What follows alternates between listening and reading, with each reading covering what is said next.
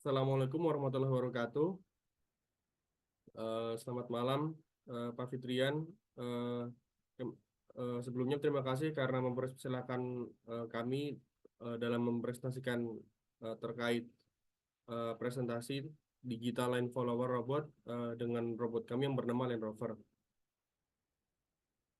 Sebelumnya izinkan saya untuk memperkenalkan anggota-anggota dari kelompok kami. Yang pertama itu ada Ahmad Yusuf Adiatmaja, kemudian ada Ahnaf Halis, yang ketiga ada Akbar Rizky Ramadan. Kemudian yang keempat ada saya Ahmad Cahyadi dan yang kelima ada Alamsyah Cahyo. Untuk daftar isi terkait PPT pada kali ini yaitu ada yang pertama perencanaan, yang kedua proses manufaktur, yang ketiga pengujian, yang keempat analisis dan yang kelima evaluasi. Yang kemudian ini bagian yang pertama itu perencanaan.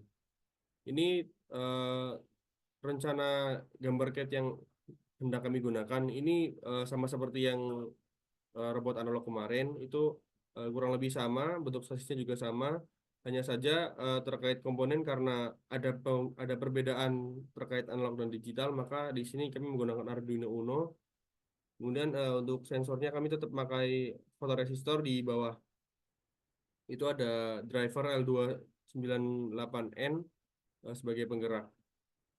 Kemudian ini terkait skema rangkaian elektroniknya. Ini alhamdulillah sudah kami coba di di kemarin dan alhamdulillah sudah berhasil dengan baik, lancar dan eh, hanya saja terkait dayanya itu masih kurang dan itu akan dijelaskan oleh teman saya nanti pada bagian analisis dan evaluasi. Kemudian ada daftar komponen yang kami gunakan. Yang pertama itu data file dari daftar komponen elektronik. Eh, yang pertama ada Arduino Uno dengan berjumlah satu. Yang kedua ada kabel USB 2.0 dengan jumlah 2. Yang ketiga ada resistor 10 kilo ohm berjumlah 3. Keempat ada tombol on off switch yang berjumlah satu. Yang kelima ada sensor LDR yang berjumlah 3. Kemudian yang keenam ada kabel jumper yang jumlah 10. Ya, dan yang ketujuh ada PCB jumlah satu. Kemudian tabel yang kedua yaitu ada komponen power supply. Yang pertama ada baterai 9 volt berjumlah satu. Yang kedua ada klip baterai berjumlah satu dan yang ketiga ada kabel dengan jumlah secukupnya. Kemudian tabel yang ketiga itu ada daftar komponen mekanik. Yang pertama ada sasis akrilik dengan jumlah satu. Kedua ada motor DC dan gearbox yang berjumlah dua dan yang ketiga ada roda yang berjumlah dua. Kemudian realisasi manajemen proyek bisa dilihat terkait testingnya. Alhamdulillah bisa selesai di awal bulan Juni, di akhir Mei, mohon maaf. Dan sekarang hanya terkait laporan saja karena semuanya sudah dijalankan dan alhamdulillah juga berjalan dengan baik. Eh, oke, mungkin dari manajemen proyek itu saja. Kemudian untuk proses manufaktur akan dijelaskan oleh teman saya.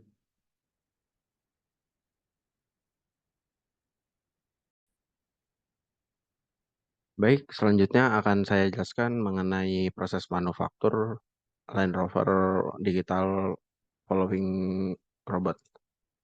Yang pertama yaitu penyambungan komponen. Jadi ini merupakan tahap awal setelah melakukan desain dan simulasi di Tinkercad. Karena penyambungan komponen ini merupakan hal yang penting karena adanya ketika ada kegagalan sambungan itu dapat menyebabkan robot ini tidak dapat berfungsi secara maksimal. Lalu komponen elektronik yang kami gunakan dalam robot ini itu mencakup sensor, Arduino Uno, driver motor, dan motor sendiri itu sendiri.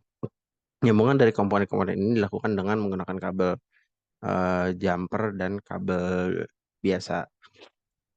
Jadi dari komponen-komponen yang sudah ada kita menyambungkan driver motor L298N, lalu kita sambungkan Arduino dan kita sambungkan motor dari komponen elektronik robot tersebut. Selanjutnya yaitu proses coding yang menggunakan aplikasi Arduino IDE, yaitu dimulai dengan instalasi Arduino. Setelah menginstal, langkah berikutnya adalah memastikan semua library yang diperlukan telah diunduh dan dipasang. Kemudian langkah selanjutnya adalah menulis kode untuk membaca data dari sensor, dan sensor yang kami gunakan adalah fotoresistor. Lalu kita membuat chassis akrilik, itu sudah dilakukan pada tahap desain, yaitu kami melakukan laser cutting pada desain ini, yang berfungsi untuk penopang atau bodi dari motor line follower tersebut. Mengapa kami milih akrilik? Yaitu karena sifatnya yang ringan, kuat, dan mudah untuk dibentuk. Yang terakhir adalah assembly dan penyelderan, yaitu dengan menggabungkan semua part menjadi satu unit yang fungsional, yang dilakukan dengan penggunaan komponen seperti double tip dan lem atau perangkat lainnya. Yaitu kami menggabungkan PCB, motor driver, dan chassis. Kami menggunakan double tip.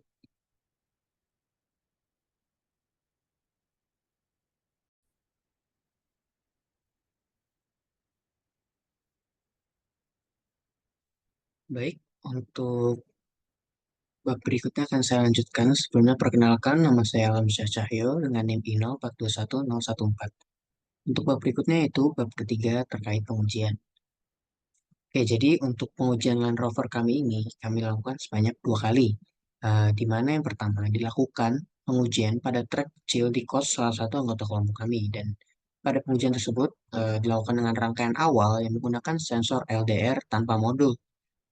Jadi pada pengujian pertama, Land Rover ini memiliki kendala ketika berbelok karena terdapat indikasi sensor LDR rusak, sehingga dilakukan pergantian sensor LDR menggunakan modul pada pengujian kedua.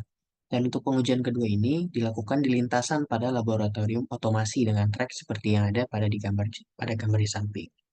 Jadi dilakukan penggantian sensor LDR dengan modul. Pada pengujian ini dilakukan tuning berupa penyesuaian threshold. Dan juga pada pengujian ini pula dilakukan perekaman Land Rover melintasi trek pada laboratorium otomasi sebanyak 5 lap yang disertai dengan catatan waktu tempuhnya yang akan dilanjutkan oleh salah satu rekan saya. Terima kasih.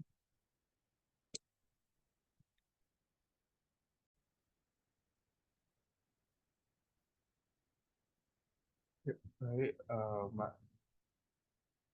Kita masuk ke bagian keempat, yaitu bagian analisis. Sebelumnya, perkenalkan terlebih dahulu, saya Ahmad Yusuf Adir Pada, NIM I0421008. Baik, masuk ke bagian analisis. Oke, dari sini kami melakukan pengujian dan dokumentasi dari lab pertama hingga lab kelima dengan ikut lab pertama dengan waktu tempuh 25,04 dan kemudian lab kedua dengan waktu tempuh dengan waktu tempuh yaitu 25,26 sekon. Kemudian lab ketiga dengan waktu tempuh 26,38 sekon. Kemudian dengan lab kelima dengan waktu tempuh 27,02 sekon. Dan lab kelima videonya agak lama, yaitu di sini dengan waktu tempuh 27,84 sekon. Dari kelima lab tersebut bisa kita hitung rata-ratanya dengan nilai rata-rata waktu tempuh untuk setiap lab adalah 26,31 detik dengan nilai yang bervariasi di tiap labnya dengan jumlah total waktu tempuh untuk 5 lab yang sudah kami lakukan adalah 2 menit 11 detik, 54 atau 2 menit 11 detik 54 milisekon. Nilai dari waktu tempuh dari setiap lab ini berbeda-beda dikarenakan adanya pembacaan sensor yang berubah-ubah dengan intensitas cahaya yang berubah-ubah Tapi dalam pembacaan ini perubahannya pun tidak terlalu banyak. Selain itu, hal yang dapat mempengaruhi faktor dari waktu tempuh untuk setiap labnya adalah lintasannya, di mana di lintasan ini tidak benar-benar rata karena menggunakan lakban yang disambung dengan tumpang tindih untuk setiap lintasannya hingga membuat lintasan seperti pada video. Baik, bisa dilanjut ke bagian berikutnya.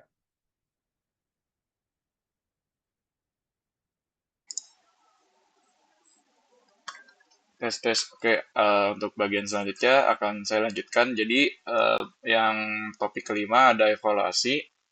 Jadi, pada proses pembuatan, sebelum pengujian kemarin ada beberapa evaluasi yang kami sesuaikan pada mobil kami. Jadi, di antaranya itu yang pertama ada rangkaian sensor LDR. Jadi, kesulitannya itu kemarin rangkaian sensor LDR ini kerap kali mengalami kesulitan untuk membaca jalur sehingga outputnya itu tidak sesuai dengan yang diinginkan. Jadi solusinya dari kelompok kami itu menginisiasi untuk mengganti rangkaiannya itu menggunakan LDR sensor modul. Karena pada LDR sensor modul itu terdapat fitur yaitu anti noise sehingga pembacaan sensornya itu lebih terkontrol dan juga terdapat lampu LED yang dimana bisa membantu pencahayaan dan hasil sinyal yang didapatkan nantinya akan lebih bagus. Lalu yang kedua itu ada tuning threshold. Jadi tuning threshold itu kita lakukan kemarin itu terus-menerus karena intensitas cahaya di laboratorium otomasi itu fluktuatif atau tidak stabil. Jadi ketika kami mencoba di siang itu cahayanya kerap kali berubah karena makin terang. Lalu mulai stabil itu pas malam hari karena cahayanya itu berfokus pada lampu yang terdapat di lab otomasi sehingga nilai setting thresholdnya itu lebih mudah dan juga lebih akurat. Lalu untuk yang ketiga kita mengganti baterai yang digunakan karena baterai kemarin itu yang 9 volt itu tidak cukup untuk mensuplai keseluruhan rangkaian, hanya cukup untuk mensuplai ketegangan untuk L298N driver motor dan juga Arduino Uno-nya. Tapi untuk mensuplai motornya itu tidak cukup. Sehingga kemarin tuh pas dicoba keseluruhan rangkaiannya itu menyala, lampu-lampu indikator pada komponennya menyala, namun pada motor penggeraknya itu pada driver motornya itu mengalami kesulitan untuk bergerak seperti ngadet-ngadet. Jadi solusinya itu kita mengganti dengan baterai tipe 18650 sebanyak 2 buah yang dipasang pada soket baterainya ini sehingga kemarin tuh pas dicoba ketika menggunakan baterai jenis ini alhamdulillah mobil itu berjalan dengan lancar. Lalu untuk yang keempat itu ada pergerakan Land Rover. Jadi pada desain kami yang awal itu kami menggunakan baut untuk menyangga bagian mobil depannya. Kemarin itu terkendala karena ada hambatan di mana ketika melewati nut ubin atau jarak-jarak di antara ubin itu mobilnya itu seperti stuck dan juga kesulitan untuk bergerak. Nah, solusinya itu kemarin kami mengganti dengan roda di bagian depannya itu, lalu kita mencopot baut yang awalnya itu kita ganti dengan roda, sehingga support roda itu lebih stabil terhadap kondisi lintasan yang dimana itu tadi tidak rata karena ada nut ubin dan juga sambungan lakban, sehingga pada output akhirnya mobil kami itu berhasil berjalan dengan lancar sepanjang 5 lap. Oke, mungkin untuk presentasi kali ini saya cukupkan dan saya akhiri. Terima kasih, kurang lebih mohon maaf. Wassalamualaikum warahmatullahi wabarakatuh.